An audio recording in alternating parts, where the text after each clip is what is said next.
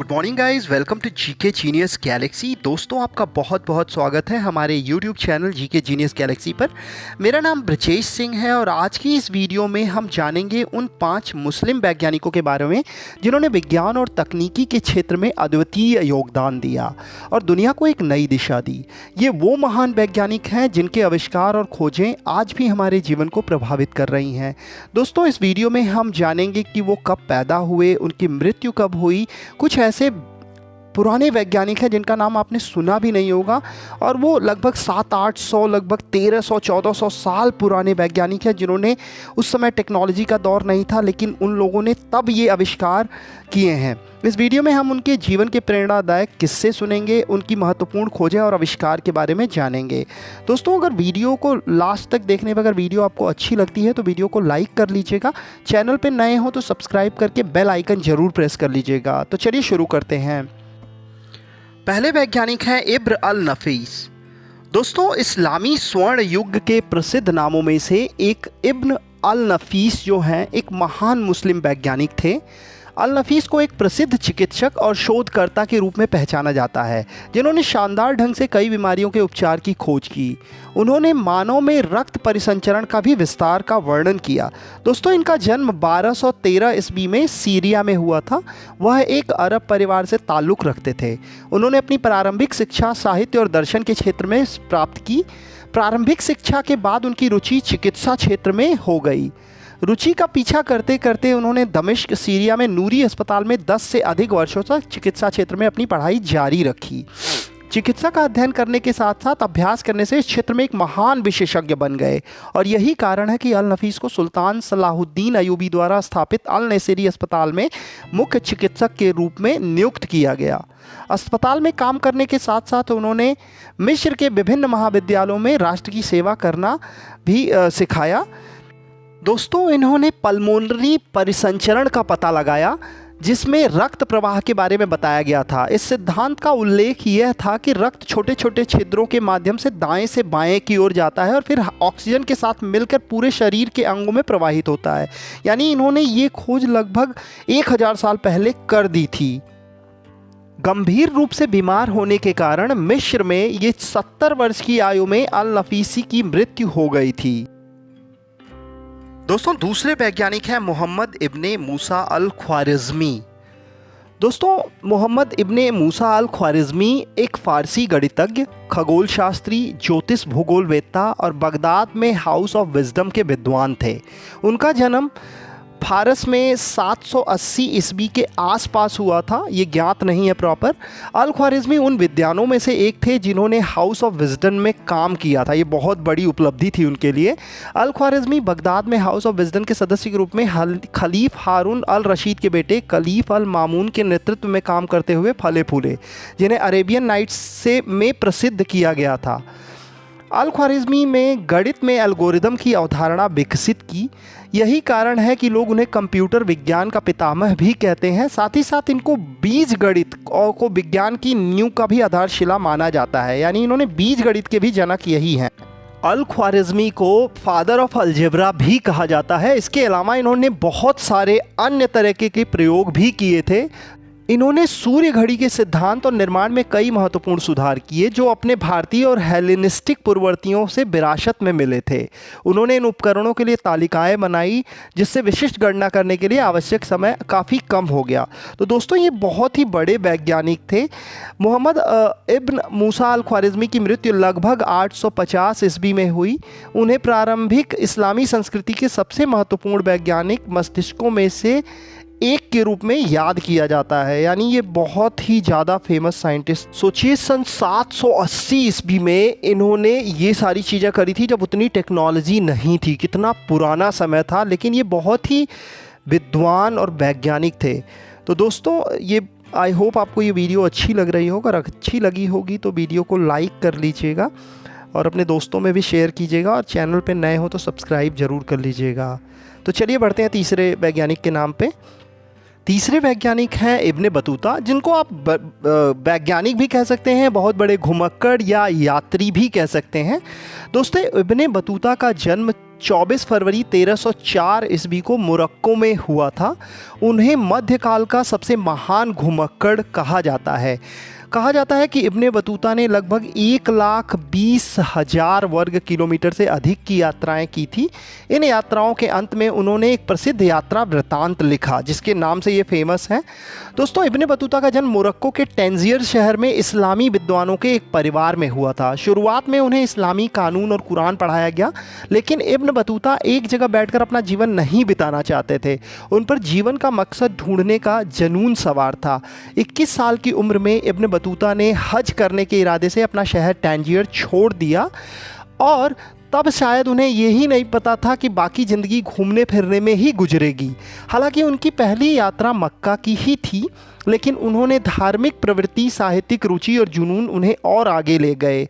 उत्तरी अफ्रीका में Ibn Battuta की यात्रा की शुरुआत खतरनाक रही। उन्हें वहां रेगिस्तान और डाकुओं का सामना करना पड़ा।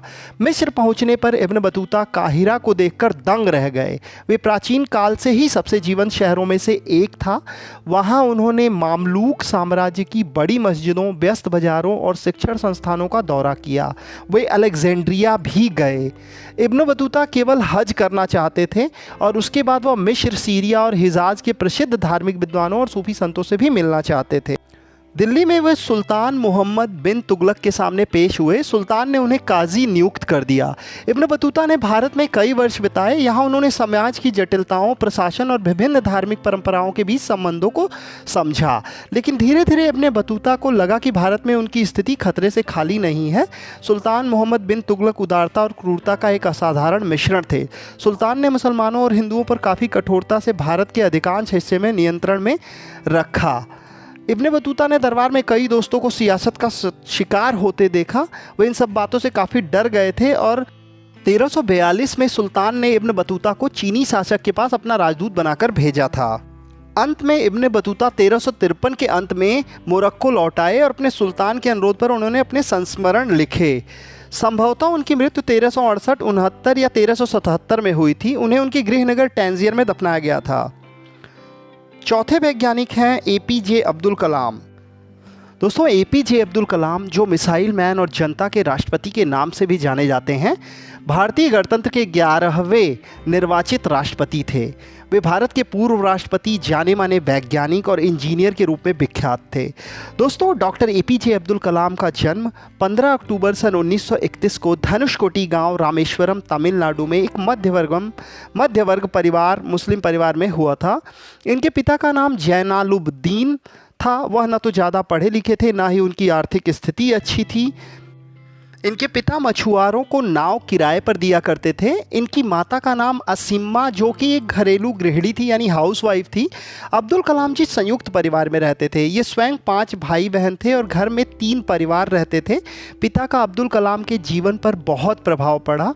वे भले ही पढ़े लिखे नहीं थे, लेकिन उनकी लगन और उनके दिए संस्कार अब्दुल कलाम के बहुत काम आए।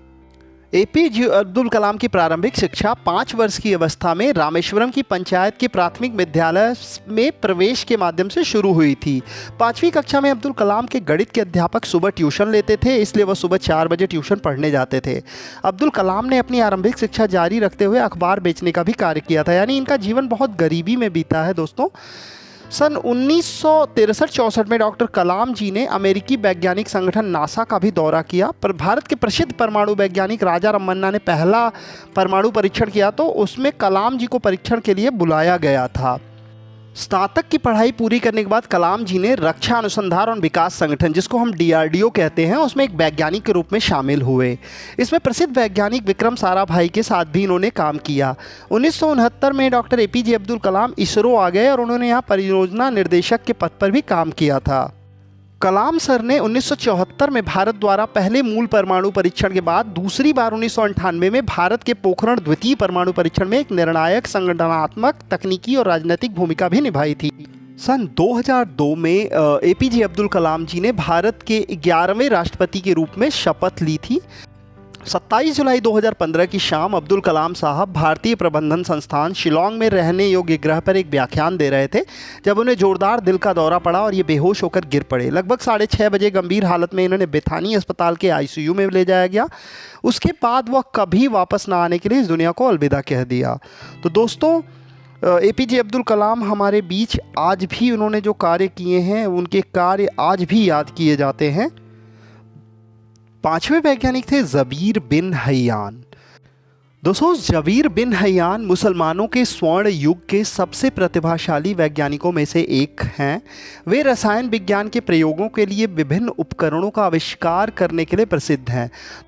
दोस्तों, आधुनिक दुनिया में उन्हें रसायन विज्ञान का जनक माना जाता है। ज़ाबिर इब्न हय्यान, जिन्हें गेबर के नाम से भी जाना जाता था, वर्तमान ईरान से थे और उनका जन्म वर्ष 721 ईस्वी में हुआ था। बचपन में उनके परिवार को अरब की धरती पर पलायन करना पड़ा, जहां उन्होंने अपने समय के प्रसिद्ध विद्वानों से अपनी प्रारंभिक शिक्षा प्राप्त की और ग्रीक, फारसी और भारतीय साहित्य का ज्ञान प्राप्त किया। उनके पिता अब्बासी खिलाफत के समर्थकों में से एक थे और इसी कारण उनकी मृत्यु हो गई थी। दोस्तों, ज़ाबिर इब्न हय्यान कीमिया के संस्थापक थे, जिसने आधुनिक रसायन विज्ञान की नींव रखी। जब ज़ाबिर के समर्थकों को खलीफा के कुछ अज्ञात कारणों से मौत के घाट उतार दिया गया तो वह कूफा भाग गए। कूफा में ज़ाबिर ने एक प्रयोगशाला स्थापित की थी, जहां वह रसायन विज्ञान पर काम करना जारी रखे थे। ज़ाबिर खलीफा से छिप नहीं सके, उन्हें जल्दी ही पकड़ लिया गया और घर में नज़रबंद कर दिया गया। ज़ाबिर इब्न हय्यान ने रसायन विज्ञान के क्षेत्र में महत्वपूर्ण योगदान दिया। उन्होंने एसिड की खोज की। सल्फ्यूरिक एसिड और नाइट्रिक एसिड का उत्पादन करने वाले वह पहले व्यक्ति थे। पदार्थों के गुणों से परिचित कराया। सोने की शुद्ध विधि भी उन्होंने तराशी। पारे के शुद्धिकरण की विधि भी उन्होंने खोजी। सन 815 ईस्वी में उनकी मृत्यु हो गई थी। वह अपनी मृत्यु तक अपना शेष जीवन घर में नज़रबंद होके उन्होंने बिताए।